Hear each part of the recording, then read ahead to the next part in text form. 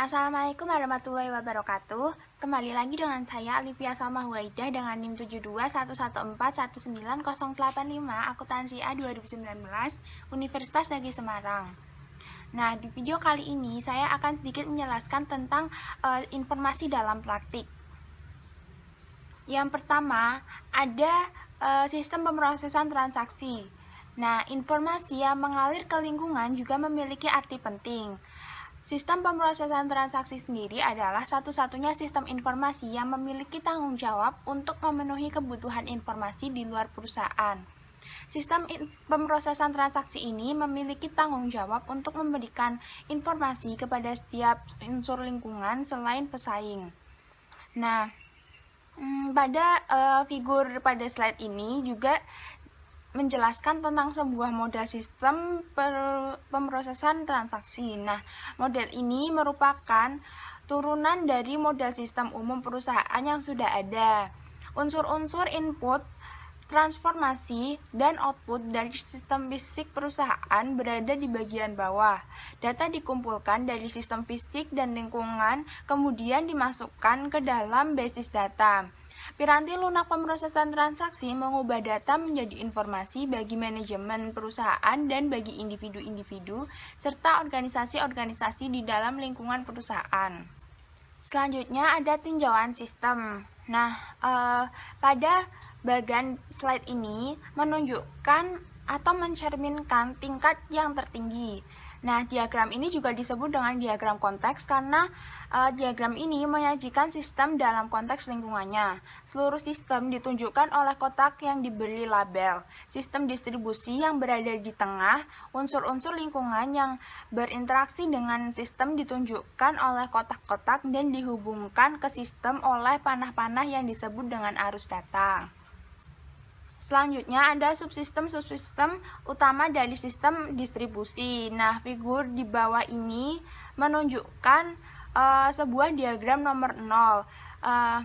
Subsistem ditentukan melalui kotak-kotak tegak yang diberi nomor dalam bagian di bawah ini.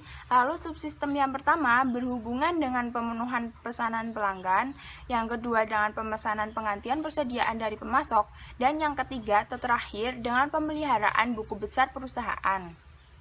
Selanjutnya ada sistem yang memenuhi pesanan pelanggan.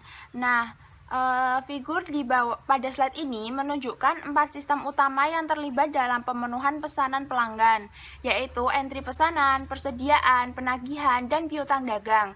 Sistem entry pesanan atau order entry system memasukkan pesanan pelanggan ke dalam sistem. Sistem persediaan atau inventory system memelihara catatan persediaan. Sistem penagihan atau billing system membuat faktur pelanggan, dan sistem piutang dagang atau accounts receivable system menagih uang dari para pelanggan.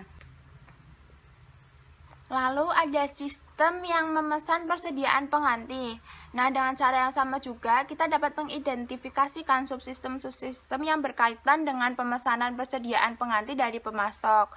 Nah, figur pada slide ini juga menjelaskan yang disebut dengan diagram nomor 2. Sistem pembelian atau purchasing system menerbitkan pesanan pembelian kepada pemasok untuk persediaan yang dibutuhkan. Nah, sistem penerimaan atau receiving system ini menerima persediaan, dan sistem utang dagang atau accounts payable system melakukan Selanjutnya ada sistem yang menjalankan proses buku besar. Nah, pada bagian di bawah ini menunjukkan detail proses 3 dalam diagram nomor 0, yaitu memelihara buku besar. Sistem buku besar atau General Ledger System adalah sistem akuntansi yang menggabungkan dari data sistem-sistem akuntansi yang lain dengan tujuan untuk menyajikan gambaran keuangan operasi perusahaan secara gabungan. Nah, file yang memuat data akuntansi yang telah digabungkan itu disebut dengan buku besar atau General Ledger. Terdapat 2 subsistem yang terkait. Sistem memperbarui buku besar atau update General Ledger System akan membukukan catatan-catatan yang menguraikan berbagai tindakan dari transaksi ke dalam buku besar. Nah, yang kedua, sistem pembuatan laporan manajemen atau Prepare Management Report System menggunakan isi buku besar untuk membuat neraca dan laporan laba rugi serta laporan lainnya. Nah, bagian pada slide ini juga termasuk suatu tempat penyimpanan data atau data store yang biasanya digunakan dalam istilah DFD untuk penyimpanan data yang relatif permanen seperti file induk atau file historis. Nah, tempat penyimpanan ini digambarkan dalam bentuk kotak dengan ujung terbuka dan diberi nama buku besar. Nah, untuk pembahasan selanjutnya ada sistem organisasi informasi. Nah, di sini, sistem informasi dikembangkan untuk setiap area bisnis. Jenis sistem informasi yang lainnya telah diimplementasikan di banyak perusahaan, yaitu sistem informasi eksekutif atau Executive Information System yang biasa disebut dengan EIS. Ditunjukkan untuk tingkat organisasi daripada area bisnis. Nah, EIS ini digunakan oleh para manajer di tingkat organisasi yang lebih tinggi. Yang pertama, ada sistem informasi pemasaran. Sistem informasi pemasaran atau Marketing Information System ini memberikan informasi yang berhubungan dengan aktivitas pemasaran perusahaan. Nah, di dalam sistem informasi pemasaran ini terdapat subsistem output, basis data, dan subsistem input. Subsistem output ini terdiri dari bauran pemasaran atau marketing mix yang terdiri atas 4 unsur utama yang dikelola oleh manajemen agar dapat memenuhi kebutuhan pelanggan dengan mendapatkan keuntungan. Yang pertama ada subsistem produk atau produk subsistem yang memberikan informasi mengenai produk-produk perusahaan. Lalu subsistem lokasi atau place subsistem yang memberikan informasi mengenai jaringan distribusi perusahaan. Lalu subsistem promosi atau promotion subsistem yang memberikan informasi mengenai iklan dan aktivitas penjualan pribadi perusahaan. Lalu subsistem harga atau price subsistem yang membantu manajer mengambil keputusan harga. Masing-masing subsistem output terdiri atas program-program yang terdapat di dalam koleksi piranti lunak.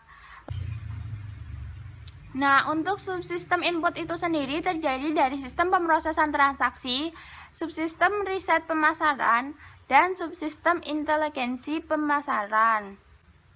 Lalu ada sistem informasi sumber daya manusia. Sistem informasi sumber daya manusia atau Human Resource Information Subsystem memberikan informasi kepada seluruh manajer perusahaan yang berkaitan dengan sumber daya manusia perusahaan.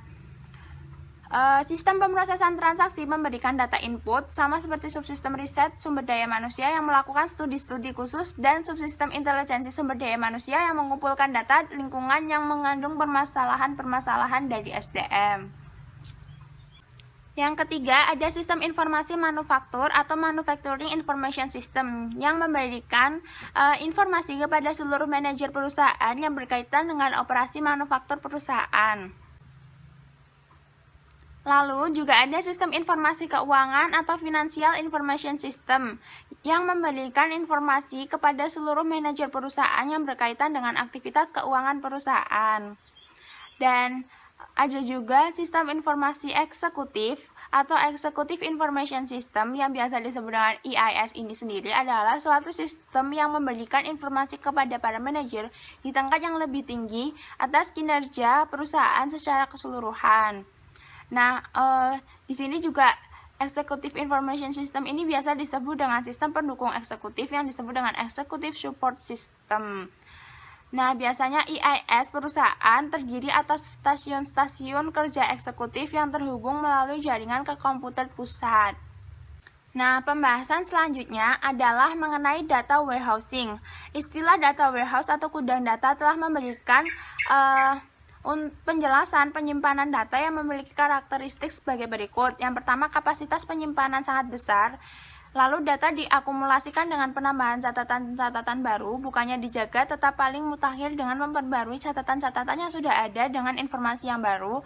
Lalu ada data dapat diambil dengan mudah, dan yang terakhir data sepenuhnya digunakan untuk pengambilan keputusan dan tidak digunakan dalam operasi perusahaan sehari-hari. Area pengumpulan adalah tempat di mana data menjalani ekstraksi, transformasi, dan pemuatan. Suatu proses yang seringkali disingkat sebagai ETL atau proses ekstraksi extraction yang menggabungkan data dari berbagai macam sumber, dan ada proses transformasi atau transformation yang membersihkan data, menempatkannya dalam suatu format terstandar dan membuat ringkasan.